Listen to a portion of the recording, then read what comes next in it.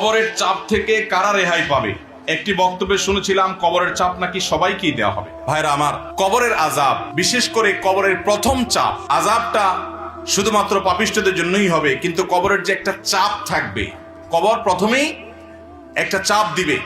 যারা কবরস্থ হবে না, বারজাখী জীবনে যে যেখানে তার ধ্বংসাবশেষ থাকুক, সেখানে একটা প্রেশার প্রত্যেকটা মানুষকে দেয়া হবে, একটা চাপ থাকবে।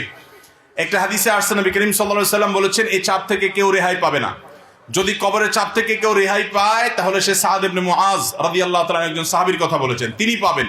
এছাড়া আর কেউ কবরের চাপ থেকে রেহাই পাবে না। তবে এটা আলমুল গায়েবের বিষয়, কেমন হবে সেটা একমাত্র আল্লাহ ভালো জানেন। এটা ঠিক, যারা ঈমানদার তাদের চাপটা হবে সহনীয়, যারা বেঈমান তাদের চাপটা হবে অসহনীয়।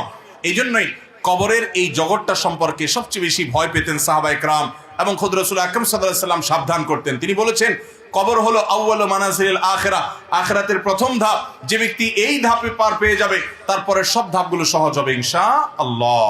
অতএব ভাইরা আমার, কবরের এই চাপ থেকে আসলেই কেউই রেহাই পাবে না। এমনকি মুসলমানদেরকেও, ইমানদারদেরকেও চাপটা দেওয়া হবে, তবে তাদেরটা কাফের এবং পাপিষ্ঠদের চাইতে ভিন্নতর হবে, সহজতর হবে, কিন্তু হবে। সে হাদিস কিন্তু আছে, তার ধরন কেমন হবে সেটা একমাত্র আল্লাহ তাআলা ভালো জানেন। এই জন্যই কবরের এই জায়গাটা নিয়ে আমাদের সব সময় চিন্তা থাকা উচিত, পেরেশানি থাকা উচিত। বিশেষ করে কবরের যে আযাব হবে, সওয়াল জবাব হবে, এগুলো থেকে মুক্ত হওয়ার জন্য, বিশেষ করে আযাব থেকে বাঁচার জন্য আমাদেরকে কিছু আমল করতে হবে। যেমন যারা চগলখড়ি করে, তাদের কবরের আযাবের আশঙ্কা বেশি হয়। এই জন্য চগলখড়ি ত্যাগ করা, এটা কবরের আযাব থেকে মুক্ত থাকার জন্য পূর্ব শর্ত।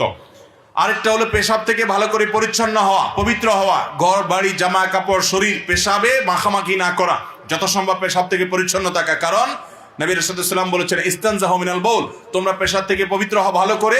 ফাইন্না আম্মাতা আযাবিল কবরি মিনহু, কারণ বেশিরভাগ কবরের আযাব পেশাবের কারণে হয়। এই জন্য পেশাব থেকে পরিচ্ছন্ন হতে হবে। কবর আযাব থেকে মুক্ত থাকার জন্য, নাজাতের জন্য রাতে সূরা মুলক তেলাওয়াত করতে হবে। নবী সাল্লাল্লাহু আলাইহি ওয়াসাল্লাম বলেছেন, যারা রাতে শোয়ার আগে সূরা মুলক তেলাওয়াত করে, আল্লাহ তাআলা তাদেরকে কবরের ফিতনা থেকে বাঁচিয়ে রাখেন।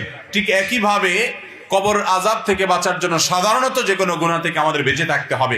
আল্লাহ তাআলা আমাদের সবাইকে সেই তৌফিক দান করুন।